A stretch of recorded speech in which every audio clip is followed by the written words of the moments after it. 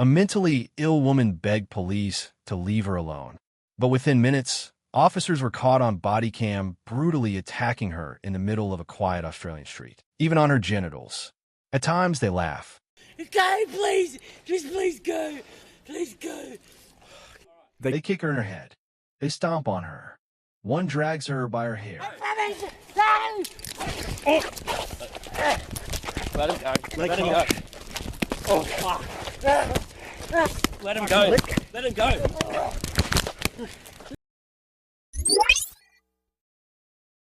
The disturbing footage begins in Western Sydney in 2023. A 48-year-old woman named Jodi Knott is seen crouching naked beneath a tree during what her family says was a severe psychotic episode. Terrified and clearly vulnerable, she repeatedly screamed at police to stay away from her.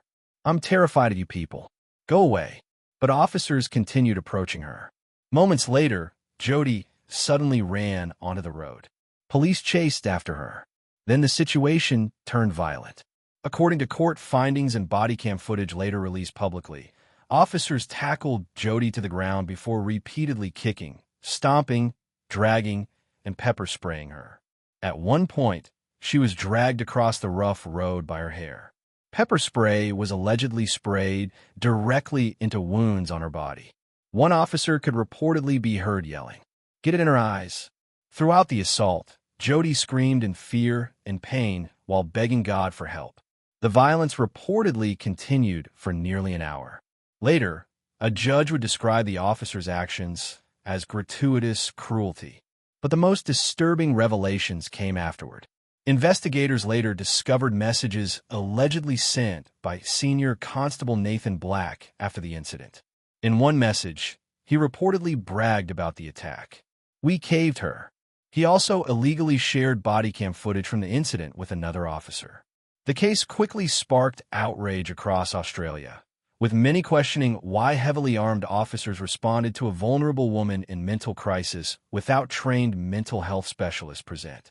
Jodi's family says she had struggled with schizophrenia for decades after experiencing a traumatic childhood.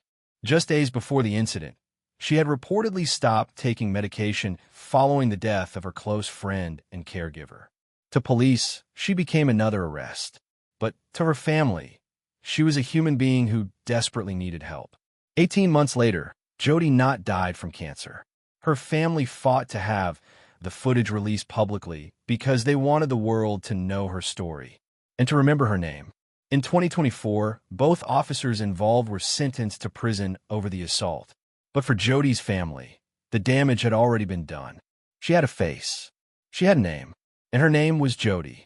Jodi Knott's family says they never wanted the world to remember her for the horrifying footage. They wanted people to remember that she was a person. A woman who struggled with mental illness for decades.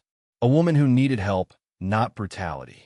The bodycam footage shocked Australia, sparked outrage across the country, and forced difficult questions about how police respond to people experiencing mental health crises. But for Jodi's family, no prison sentence can undo what happened that night. Because behind the headlines, behind the viral footage was a real human being, one they say was failed by the very people meant to protect her. And now, they want the world to remember her name. Jodi Knott,